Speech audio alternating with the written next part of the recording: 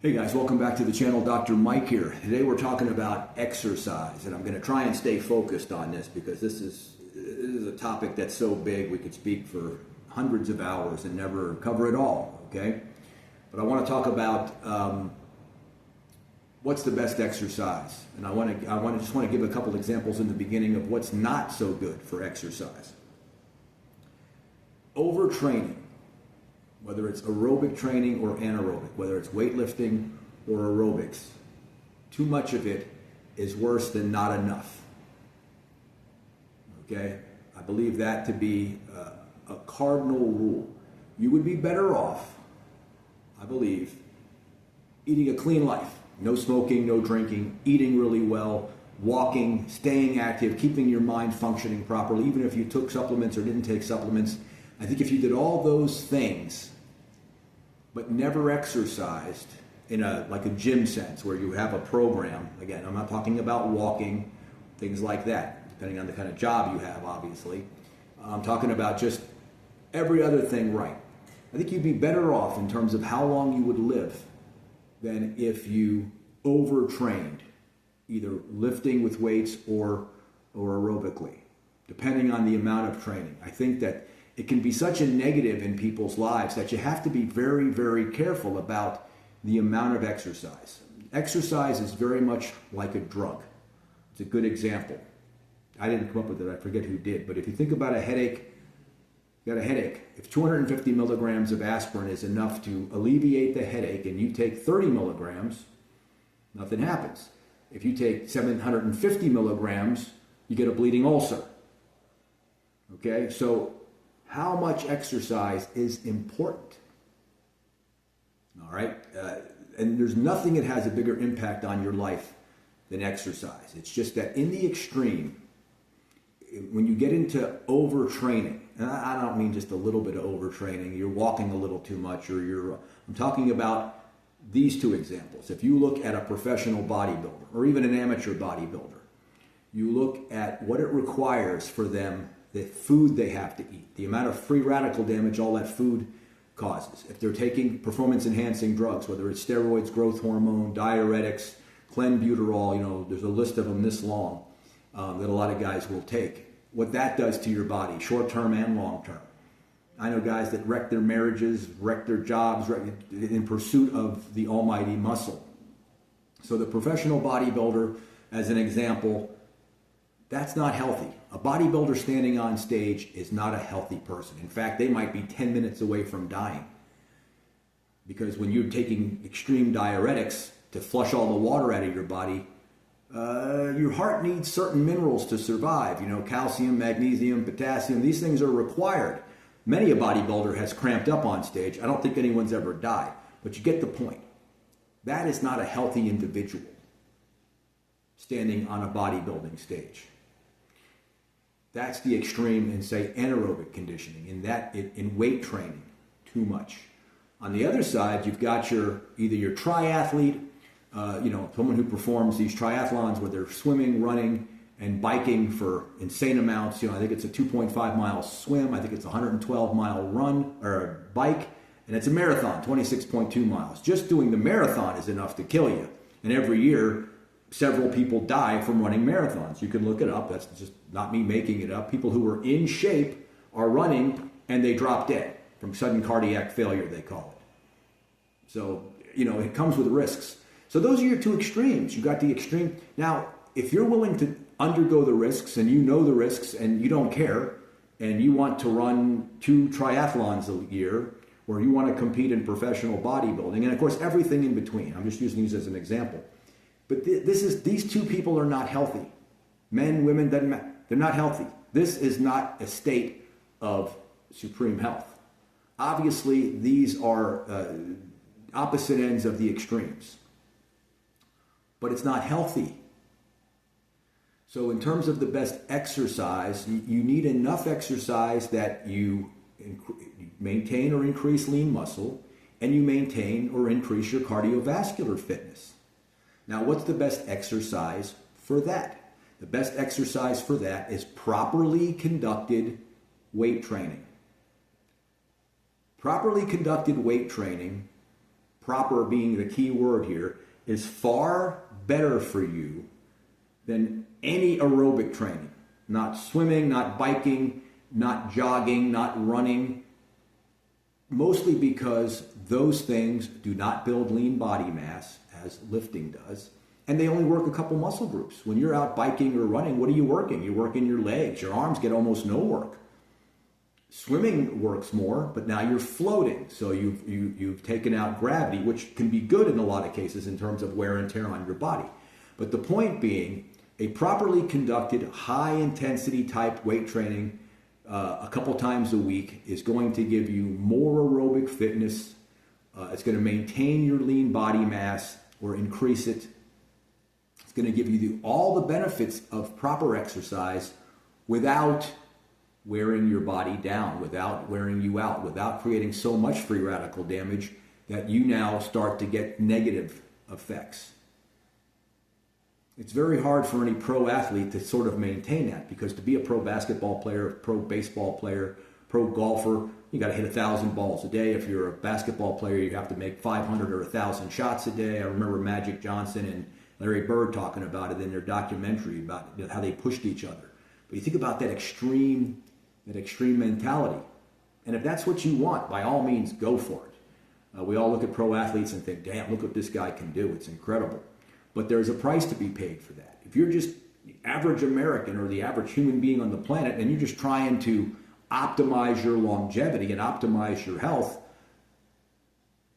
holding 50 pounds more muscle than you normally would is not good for your health.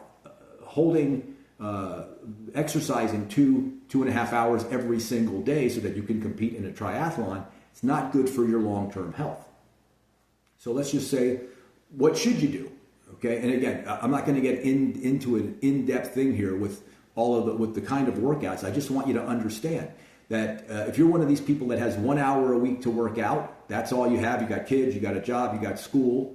Then take that hour and do a full body weight routine. Start with your legs, end with your arms. Do 1 to 2 sets maximum per exercise. 8 to 12 exercises. You can combine it down to just 5 if you want. The big 5 is squat or leg press, bench press, pull down, row, shoulder press. Okay, you do those 5 exercises, you will work more or less the entire body. If you have more time, of course, you could throw in a deadlift. Okay, you could throw in some pec deck. All right. You might want to do an upright row where you work the shoulders from a little bit of a different angle. So you could throw in a couple more exercises, each one done to failure. But you could do those big 5 exercises in 20 minutes if you're alone. If you're with a partner, maybe 30 minutes. Doesn't take very long. 2 minutes rest between sets, just enough to get your breath. Boom, right to the next exercise. Full body workout. Now, if you've got more time, if you've got 2 workouts you can do a week, I'd still stay with the full body. Same idea. A couple days apart. Monday, Thursday, Tuesday, Friday, Wednesday, Monday, whatever it is. Your body's going to be able to recover. The average person is going to be able to recover if they're putting 3 and 4 days between workouts. If you begin to have more time and you can get in Monday, Wednesday, and Friday, if those are your days, Tuesday, Thursday, Saturday, whatever it is, give yourself a full day's rest in between workouts. Do back and buys on Monday. Do legs on Wednesday. And do chest, shoulders, and tries on Friday. I had very good gains, and I put a lot of muscle on people with that workout. 5 to 6 exercises per workout. It's a 20 to 30 minute workout. And again, write everything down. You could see, okay, I was able to do bench press with 100 pounds for 10 last week. I'm going to shoot for 12. If we get 12, then we're going to go up next week. Always train to failure. Now, why do I say that? Okay. The reason is there's only 2 ways to measure the strength, to measure output in a person, 0 and 100. I don't personally believe that you need to train to failure to grow muscle. There are too many guys out there who don't train to failure who grow muscle.